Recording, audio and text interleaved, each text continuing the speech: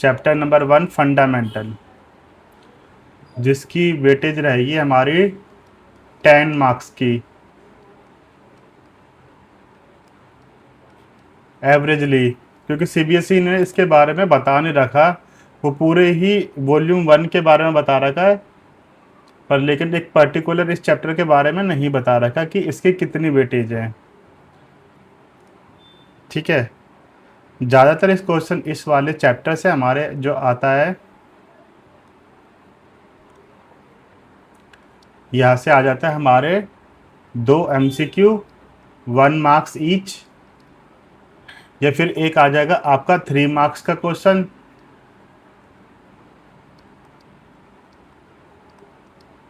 या फिर एक आपका आ जाएगा इसमें 4 मार्क का क्वेश्चन।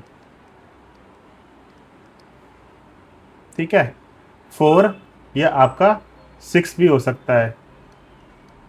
4 या 6 नंबर का क्वेश्चन भी आ सकता है इससे। 3 नंबर का क्वेश्चन तो इससे बनता ही बनता है, और 2 क्वेश्चन बनते हैं एमसीक्यू के 1 मार्क्स ईच। तो ऐसे करके इसकी एवरेजली 10 मार्क्स की वेटेज रहती है इस चैप्टर की। इस चैप्टर में हमें टोटल 6 टॉपिक पढ़ने हैं। उन 6 टॉपिक का नाम, फर्स्ट ऑफ ऑल क्या क्या कवर करना हमें इसमें, हम इसमें profit and loss appropriation account बनाना सीखेंगे, पार्टनर कैपिटल अकाउंट बनाना सीखेंगे। ठीक है, interest on capital, interest on drawings, past adjustment के क्वेश्चंस कैसे करे जाते हैं, और गारंटी ऑफ प्रॉफिट। ये हमारे 6 टॉपिक इस चैप्टर में कवर अप हमें करने हैं, जो कि हम काफ़ी डिटेल में भी करेंगे। उससे पहले हम इसका थ्योरी पार्ट देख लेते हैं प्रैक्टिकल करने से पहले। ठीक है, अब चैप्टर का नाम है पार्टनरशिप। तो जब एक एक अकेला बंदा खड़ा होता है या बिजनेस कर रहा होता है, तो हम उसको बोल देते हैं सोल प्रोप्राइटर। ठीक है, ये हमने 11th में भी पढ़ा था। लेकिन जब एक और बंदा इसके साथ जुड़ जाता है, मान लो 3 लोग मिलके अब एक बिजनेस कर रहे हैं, तो ये सारे पार्टनर्स कहलाएंगे। और जिस छत के नीचे ये बिजनेस कर रहे हैं, उस छत को हम बोल देंगे फर्म। ठीक है, इंडिविजुअली ये पार्टनर्स है, और कलेक्टिवली ये फर्म कहलाती है। ठीक,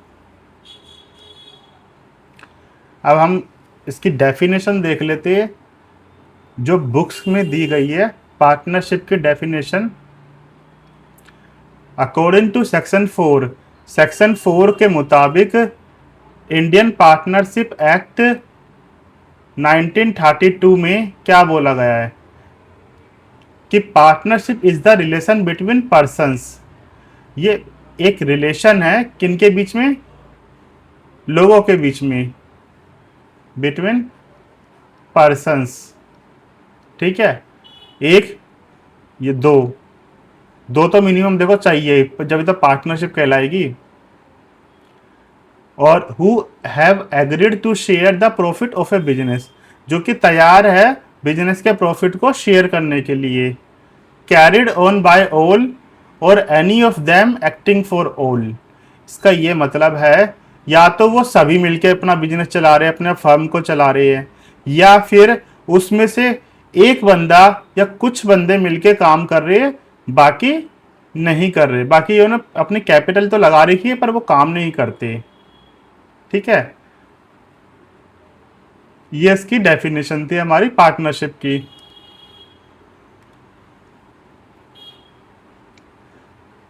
अब सेकंड आपका, the persons who have entered into partnership. जो बंदा पार्टनरशिप में एंटर्ड करता है विद वन अनदर, दूसरे के साथ, इंडिविजुअली तो उसे पार्टनर ही बोलते हैं, लेकिन कलेक्टिवली उन सभी बंदों को, उन सभी पार्टनर्स को क्या बोला जाता है, उनको फर्म नेम के नाम से पहचाना जाता है कि उनकी फर्म नेम क्या है। उनका बिजनेस का नाम क्या है। The name under which the business is carried is called firm name. जो भी बिजनेस का नाम होता है वो फर्म नेम पड़ जाती है। अच्छा, अब हमको देखना है फीचर्स क्या है कैरेक्टरिस्टिक्स के, वो सॉरी पार्टनरशिप के कैरेक्टरिस्टिक्स क्या है, फीचर्स क्या होते हैं। ठीक, तो इसमें सबसे पहला फीचर आता है टू और मोर पर्सन, यानी कि दो बंदे मिनिमम, मैक्सिमम कितने 50, या तो आपको दो बंदे मिनिमम चाहिए चाहिए इसमें पार्टनरशिप क्रिएट करने के लिए, ज़्यादा से ज़्यादा 50 लोग आपको चाहिए पार्टनरशिप क्रिएट करने के लिए। Minimum 2 person and maximum 50 person are allowed to form a partnership. Partnership को फॉर्म बनाने के लिए आपको मिनिमम 2 बंदे चाहिए। अकेला बंदा पार्टनरशिप में नहीं जा सकता, वो पार्टनर नहीं कहलाएगा। किसका पार्टनर, अकेला खुद का पार्टनर। ठीक है, 2 बंदे या फिर ज़्यादा से ज़्यादा 50 बंदे एक पार्टनरशिप फर्म चला सकते हैं। 50 से ज़्यादा इलीगल कहलाएगा। एग्रीमेंट, अब हमारा एग्रीमेंट वाला टॉपिक आ जाता है। एग्रीमेंट ओरल भी हो सकता है और रिटर्न भी हो सकता है, यानी कि मुंह जबानी भी या लिखत में भी। ठीक है, partnership agreement can be either oral और रिटर्न, दोनों तरह से हो सकते हैं। इट इज़ नॉट नेसेसरी, ये कोई ज़रूरी नहीं है that such agreement is in written form, कि लिखत में ही हो, ऐसा कोई ज़रूरी नहीं है कि लिखत में ही हो। N oral agreement is equally valid, oral agreement भी आपका इक्वली वैलिड होता है। But for avoiding any dispute in future, कोई भी वाद विवाद को अवॉइड करने के लिए, सुलझाने के लिए भविष्य में return agreement is preferable. Return agreement ही ज़्यादा बेटर होता है, प्रेफर वही करना चाहिए कि लिखत में ले लो। उससे आपका ये रहता है कि भाई जो लिखा गया है वही बातें रहेंगी, मुंह जबानी तो एक मुकड़ भी सकता है बंदा कोई। The written agreement among the partner is known as partnership deed, और जो पार्टनर्स के बीच में रिटर्न एग्रीमेंट होता है उसको कहा जाता है पार्टनरशिप डीड। उसको क्या कहा जाता है, पार्टनरशिप डीड। ठीक है, जो भी लिखत में हम एग्रीमेंट कर लेते हैं पार्टनरशिप का, उसको पार्टनरशिप डीड बोला जाता है। ठीक है, ये था हमारा सेकंड फीचर ऑफ पार्टनरशिप में। अब हमारा थर्ड फीचर क्या है पार्टनरशिप का, लॉफुल बिजनेस। लॉफुल बिजनेस यानी कि जो भी बिजनेस आप करोगे वो कानून के तहत होना चाहिए। कोई इलीगल काम आप कर रहे हो मिलके, 10 बंदे मिलके, 15 20 बंदे मिलके, पर वो इलीगल काम है तो उसको लॉफुल आप पार्टनरशिप नहीं कह सकते उसे। ठीक है, ए partnership is established for lawful business. Partnership सिर्फ लॉफुल बिजनेस के लिए ही एस्टेब्लिश होनी चाहिए। ठीक, इलीगल काम के लिए कोई पार्टनरशिप नहीं कहलाई जाती वो। अब आपका फोर्थ फीचर आ जाता है profit sharing. The agreement among the partners must be there to share profit. ठीक है, तो पार्टनर्स के बीच में प्रॉफिट शेयरिंग जरूर होनी चाहिए। ठीक है, and sharing of loss is not mandatory. अगर लॉस होता है तो वो जरूरी नहीं है कि वो सब में बटे। अगर 10 बंदे पार्टनर है और उसमें से एक बंदा कहता, एक बंदे को छूट मिल रही है कि भाई अगर लॉस हुआ तो वो उसकी जेब से नहीं लिया जाएगा, तो वो ऐसा हो सकता है। पर लेकिन प्रॉफिट होता है तो प्रॉफिट को तो बांटना जरूरी होता है सब में ही। उनके एग्रीड रेशियो, उनके जो भी उन्होंने जो भी कैपिटल लगा रखी है उस हिसाब से, जितना भी उसका लिखा है, लिखत में है जितना भी। पर लेकिन sharing of loss is not mandatory. ठीक, अमंग द पार्टनर्स, इसका ये मतलब है that is there can be a partner in profit only. ऐसा भी पार्टनर हो सकता है जो कि सिर्फ प्रॉफिट में हो, लॉस में नहीं हो उसका नाम, कि भाई लॉस होगा तो तुम देखना, मैं तो सिर्फ प्रॉफिट का हिस्सेदार हूं। ऐसा भी पार्टनर हो सकता है। म्यूचुअल एजेंसी, म्यूचुअल एजेंसी का मतलब है business can be carried on by all or any of them acting for all. इसका ये मतलब होता है कि बिजनेस या तो सारे पार्टनर मिलके भी चला सकते हैं या फिर उसमें से कुछ लोग या एक या दो लोग भी मिलके चला सकते हैं, बाकी अपने कैपिटल लगा के बैठ सकते हैं। पर एक बात है, जो बिजनेस चलाएगा, जो प्रॉपर काम करेगा बिजनेस में, प्रॉपर अपना टाइम देगा, उसको सैलरी मिल जाएगी। ठीक है, वो सैलरी का हकदार हो जाता है क्योंकि वो काम कर रहा है। अगर ये सारे पार्टनर मिलके काम करते हैं तो ये मतलब उनके आपस की बात होती है, इसमें ऐसा कोई इसमें हार्ड एंड रूल नहीं है। 20 लोगों की फर्म है, उसमें से 2 लोग काम करते हैं, बस उस फर्म को 2 लोग चलाने वाले, 18 लोगों ने तो बस पैसा लगा रखा है, तो 2 लोग तो सैलरी लेंगे ना, और वो 18 लोग ही उनको सैलरी देंगे। फर्म की कमाई से ही उनको सैलरी मिलेगी। तो म्यूचुअल एजेंसी होती है इसमें, business can be carried on by all or any of them acting for all. या तो बिजनेस सभी लोग मिलकर चलाए या उनमें से कुछ चलाए, तो वो भी चलेगा। जरूरी नहीं है आप 24 आवर अपने बिजनेस को दे रही हो, आपने पैसा लगा दिया, बाकी और पार्टनर चला रहे हैं।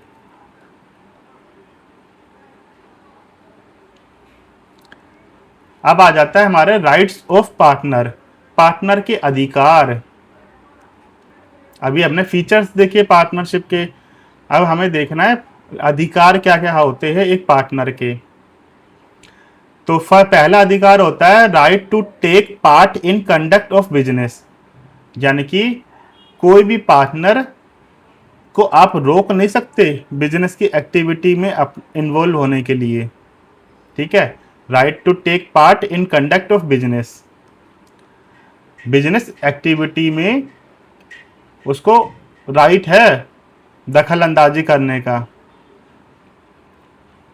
Right to share profit losses in agreed ratio, ठीक है, उसका प्रॉफिट या फिर लॉस में राइट होता है उसके एग्रीड रेशियो के हिसाब से बात मिलने का।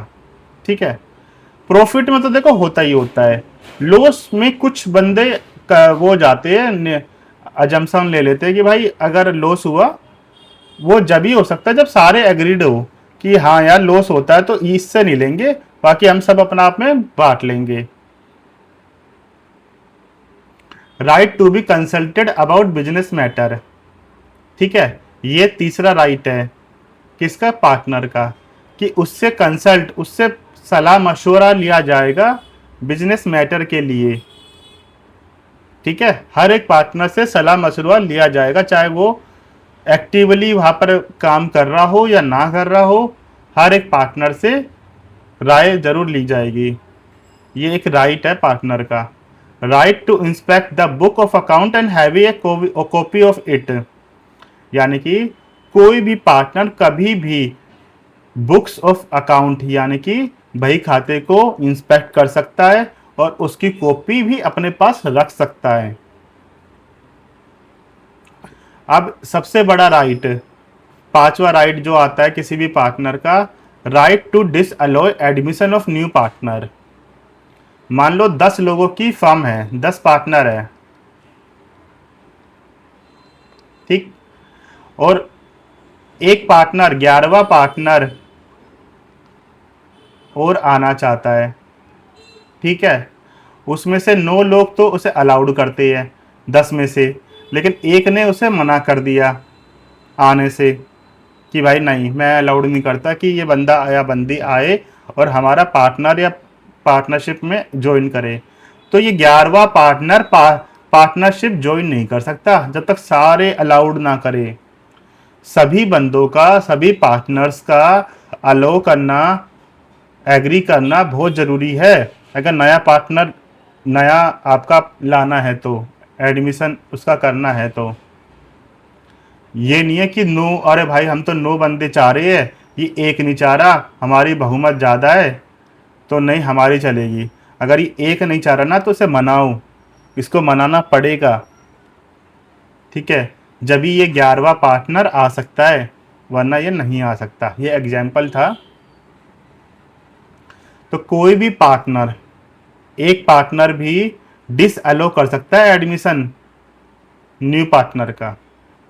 वो नहीं चाहेगा तो नहीं आ सकता वो, जब तक सारे बंदे अलाउड नहीं करते उसे, ठीक है। सिक्स्थ राइट हमारा क्या है? सिक्स्थ राइट है हमारा पार्टनर का right to retire from firm, ठीक है। अगर कोई पार्टनर फर्म से रिटायर होना चाहता है तो वो रिटायर हो भी सकता है, ठीक, पर आफ्टर गिविंग प्रॉपर नोटिस। ऐसे नहीं है कि भाई फोन कर दिया भाई मैं आज रिटायरमेंट ले रहा हूं, ऐसे नहीं होता। उसको प्रॉपर नोटिस देना पड़ेगा पहले फर्म में कि मैं इस तारीख को रिटायर हो रहा हूँ, ठीक है, मेरा हिसाब कर दो अलग, तो वो अपना रिटायर हो सकता है, विड्रॉ कर सकता है। अच्छा, अभी हमने देखा कि ओरल एग्रीमेंट भी हो सकता है। ओरली हम मुंह जबानी भी एग्रीमेंट बना सकते हैं, पार्टनरशिप क्रिएट कर सकते हैं अपनी, और रिटर्न एग्रीमेंट भी हम कर सकते हैं। रिटर्न एग्रीमेंट को पार्टनरशिप डीड हम बोलते हैं। पार्टनरशिप डीड जो कि हम लिखत में ले लेते हैं। लिखत में ले लिया हमने कि अब आज से तू और मैं पार्टनर है और हम ये बिजनेस करते हैं और हमारी पार्टनरशिप चालू हो गई, उसको बोलते हैं पार्टनरशिप डीड। अब पार्टनरशिप डीड के अंदर क्या क्या एलिमेंट होते हैं, क्या क्या बातें लिखी हुई होती है सारी। तो पार्टनरशिप डीड सबसे पहले क्या है, एक बार इसकी डेफिनेशन देख लेते हैं। It is the written agreement signed by all the partner. ये एक रिटर्न एग्रीमेंट है जो कि सारे बंदे, सारे पार्टनर मिलके साइन करते हैं पार्टनरशिप में आने के लिए। In this deed everything is to be mentioned. इस डीड के अंदर सब कुछ मेंशन करना होता है, ठीक है। और जो सब कुछ मेंशन करना होता है उसको हम बोलते हैं एलिमेंट्स ऑफ पार्टनरशिप डीड। अब एलिमेंट्स क्या है? एलिमेंट्स का मतलब है डिस्क्रिप्शन ऑफ पार्टनर, पार्टनर का डिस्क्रिप्शन, पार्टनर का नाम, पता, एड्रेस, उम्र, एज, जो भी। डिस्क्रिप्शन ऑफ फर्म, फर्म के बारे में वहाँ पर उसमें पता होना चाहिए, ठीक है। प्रिंसिपल प्लेस ऑफ बिजनेस, कि किस जगह पे बिजनेस ऑपरेट हो रहा है, वो चीज़ होएगी। नेचर ऑफ बिजनेस, हमारा धंधा किस चीज़ का है। कमेंसमेंट ऑफ पार्टनरशिप, यानी कि पार्टनरशिप की हमारी शुरुआत कौन सी डेट से हुई थी। शुरुआत, कमेंसमेंट मतलब शुरुआत।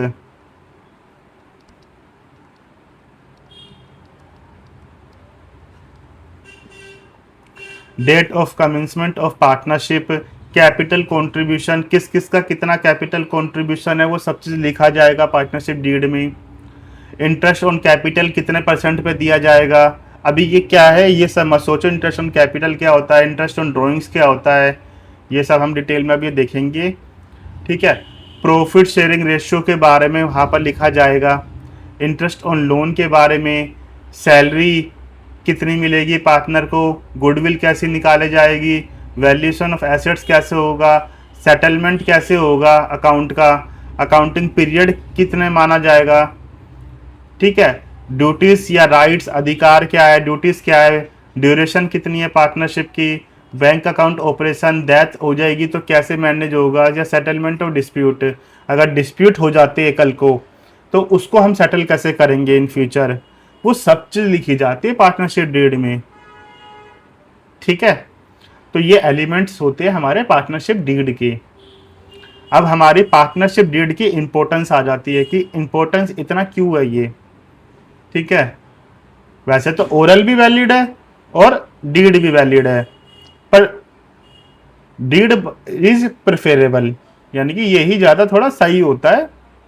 अब वो इसकी इंपॉर्टेंस बता देगी वो क्यों ठीक होता है, लिखत में क्यों ठीक होता है।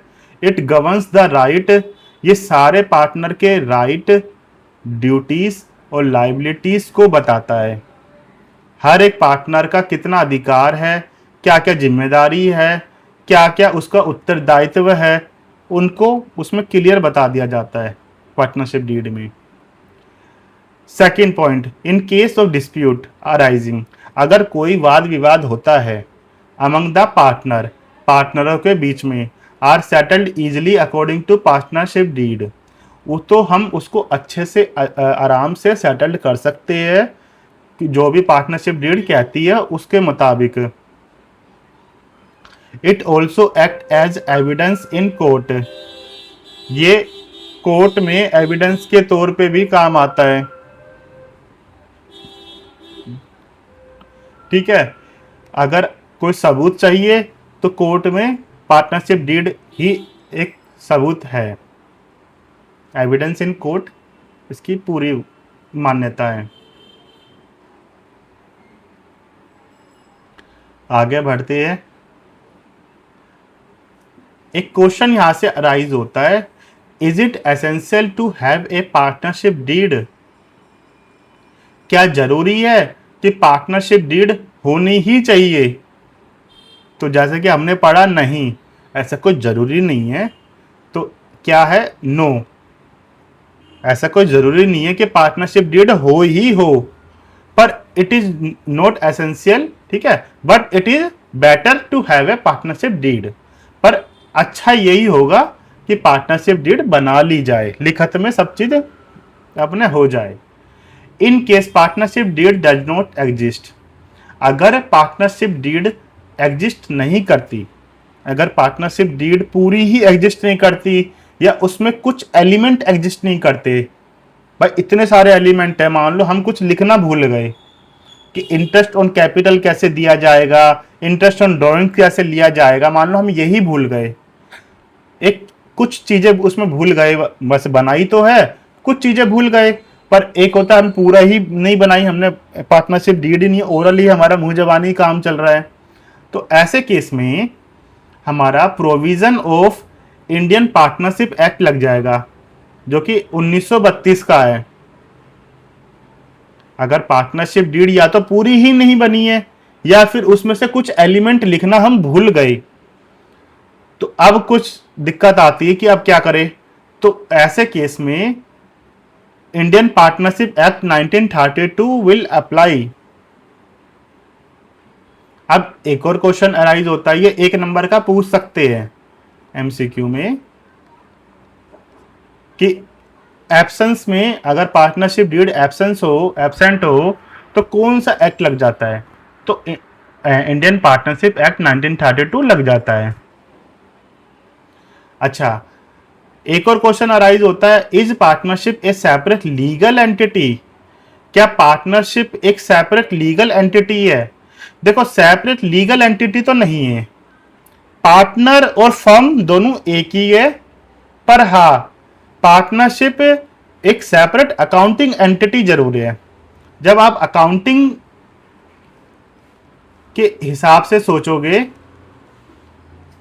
तो पार्टनर अलग है और फर्म अलग है, ठीक है, ये दोनों ही अलग अलग है। पर आप अगर लीगली देखोगे तो ये दोनों ही एक है, इनको हमारा जो कोर्ट है वो इन दोनों को अलग नहीं मानेगा। मान लो कल को ये हमारे पार्टनर है, कुछ घपला कर देते हैं, ठीक है, तो ये नहीं कह सकते कि जाओ फर्म को पकड़ो, ठीक है, क्योंकि फर्म कुछ नहीं है इनके बिना, पार्टनर्स के बिना। तो अकाउंटिंग तो हम अपने हिसाब से अलग अलग करेंगे इनकी, पर लेकिन ये लीगल एंटिटी नहीं है, अलग अलग नहीं है, सेपरेट लीगल एंटिटी नहीं है, ये एक ही माने जाएंगे अगर लीगल केस में फंसते हैं तो। ठीक, ये भी क्वेश्चन आ सकता है 1 नंबर एमसीक्यू में, इसको भी कई बार पूछ लिया जाता है। अब हमारा आता है 8th पॉइंट, जो कि बहुत मोस्ट इंपॉर्टेंट है। हमने देखा कि अगर पार्टनरशिप डीड नहीं है या पार्टनरशिप डीड में कुछ एलिमेंट मिसिंग है तो हमारा इंडियन पार्टनरशिप एक्ट 1932 लग जाता है। वो लग तो जाता है, पर उसमें क्या क्या बातें लिखी हुई है। तो प्रोविजन अफेक्टिंग अकाउंटिंग ट्रीटमेंट, तो प्रोविजन यानी कि रूल्स, प्रावधान। अकाउंटिंग ट्रीटमेंट कैसे किया जाएगा in the absence of partnership deed. अब हम अकाउंटिंग कैसे करेंगे अपनी, अगर पार्टनरशिप डीड एब्सेंट है, ये पार्टनरशिप डीड के कुछ एलिमेंट एब्सेंट है। सबसे पहले इंटरेस्ट ऑन कैपिटल को कैसे ट्रीट करेंगे हम, तो इंटरेस्ट ऑन कैपिटल आईओसी जिसे बोलते हैं वो आपका नहीं पेड किया जाएगा, वो नहीं पे होगा। और interest on drawing IOD is not charge from partner. अगर पार्टनरशिप डीड साइलेंट है, एब्सेंस है उसकी, तो हम आईओडी भी नहीं चार्ज कर सकते। अभी आईओसी आईओडी क्या है हम आगे अच्छे से देखेंगे।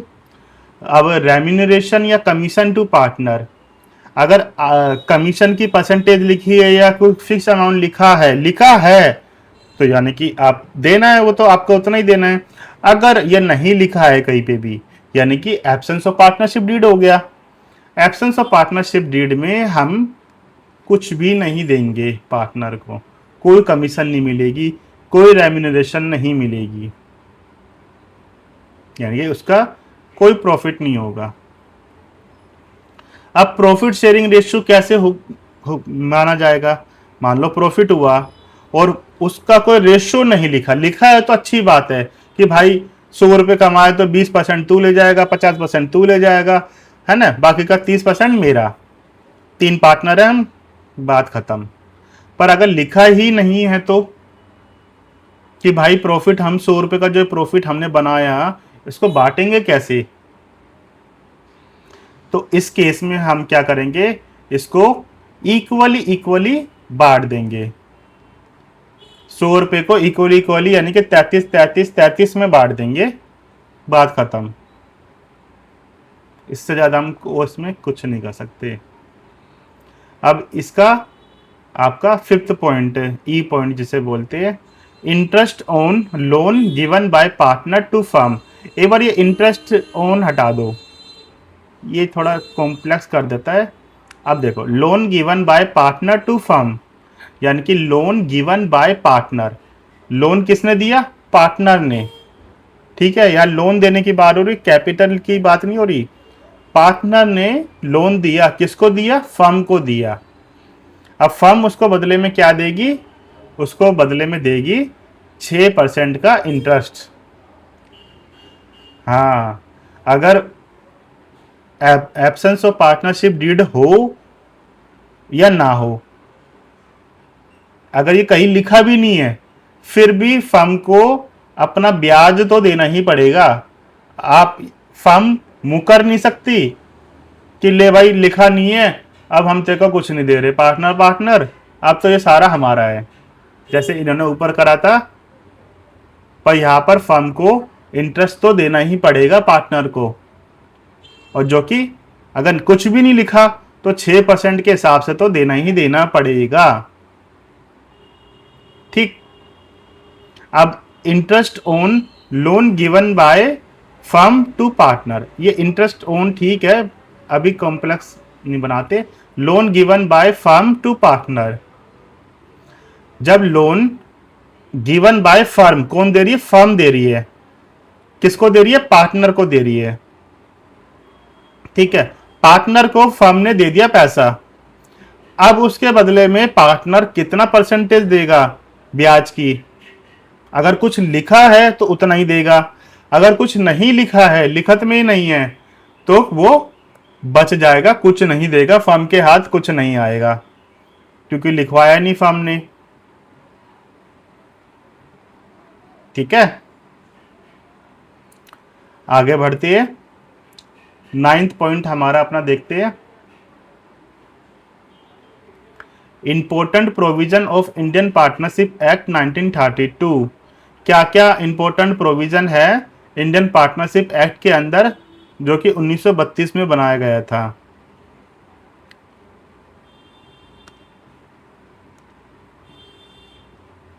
If all partners are agree, अगर सारे पार्टनर एग्री कर जाते हैं तो एक माइनर को भी हम पार्टनरशिप में एंटर कर सकते हैं, एक माइनर को भी पार्टनर बनाया जा सकता है अगर सारे एडमिट करते हो।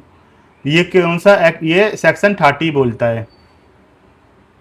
Registration of firm under partnership act 1932 is optional and not compulsory. Firm का रजिस्ट्रेशन करवाना कंपलसरी नहीं है, ऑप्शनल है, ये सेक्शन 69 बोलता है। Unless otherwise agreed by the partners, जब तक सारे पार्टनर एग्री नहीं कर जाते, ए फर्म इज डिजोल्व, फर्म को डिजोल्व भी किया जा सकता है on the death of A partner, ये सेक्शन 35 बोलता है। यानी कि मान लो 20 लोगों की फर्म है और उसमें से एक बंदे की मृत्यु हो जाती है, डेथ हो जाती है। अगर 19 लोग ये कहते हैं कि नहीं यार बस अब वो था तो चल रही थी हमारा बिजनेस, अब वो बात नहीं है, अब हमें आगे कंटिन्यू नहीं करना, अगर 19 के 19 लोग ये कहते हैं, एग्रीड होते हैं, तो फर्म को डिजोल्व किया जा सकता है। ये हमारा सेक्शन 35 बोलता है। अब हमारा 10th पॉइंट देख लेते हैं, liabilities of partner. Liabilities of partners में यानी कि हर एक पार्टनर की लाइबिलिटी क्या क्या है। If a partner carries on business in competition with firm, अगर कोई पार्टनर अपना ही बिजनेस कर लेता है और फर्म की कंपटीशन में कर लेता, मान लो जो फर्म है, फर्म का कोई बिजनेस है किसी चीज का और उसी चीज का बिजनेस पार्टनर अपना अलग से कर लेता है, without the consent of other partner, दूसरे पार्टनर की सहमति के बिना कर लेता है और उससे कमाया हुआ प्रॉफिट, ठीक है, उस प्रॉफिट को फर्म को ही पे करना पड़ेगा उसे, ठीक है। However loss are to be borne by him only, पर अगर अपने अलग से बिजनेस किए हुए से अगर वो लॉस करता है तो वो उसे खुद ही झेलना पड़ेगा, पर अपना अलग किया हुआ बिजनेस से वही जो फर्म के कंपटीशन में उसने कर लिया है वही फर्म करती है, उसके पार्टनरशिप में भी वही काम है और अपना उसने अलग से इंडिविजुअली भी वही काम कर लिया है, तो उससे कमाया हुआ प्रॉफिट उसको फर्म को ही देना पड़ेगा। अगर उससे लॉस होता है तो वो खुद देखे, वो फर्म का कोई उससे लेना देना नहीं है। अच्छा, B point, if a partner earns profit for himself from any transaction of firm. अच्छा, कोई पार्टनर प्रॉफिट कमा जाता है कोई भी फर्म की एक्टिविटी से, ट्रांजैक्शन से, या फर्म की प्रॉपर्टी यूज करके, ठीक है, या अपना बिजनेस कनेक्शन को यूज करके, वो अपनी जेब भर रहा है, उसे फर्म से कोई मतलब नहीं है, फर्म का तो वो इस्तेमाल कर रहा है, तो profit shall be paid to the firm, तो उससे कमाया हुआ प्रॉफिट उसको फर्म को ही पे करना पड़ेगा।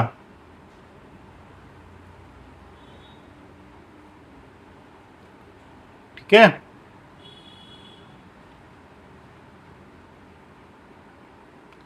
आज की क्लास में हम यही तक करते हैं। अब हम आगे देखेंगे नेक्स्ट क्लास में, जिसमें हम पीएनएल अकाउंट और पीएनएल एप्रोप्रिएशन अकाउंट क्या होता है वो भी देखेंगे।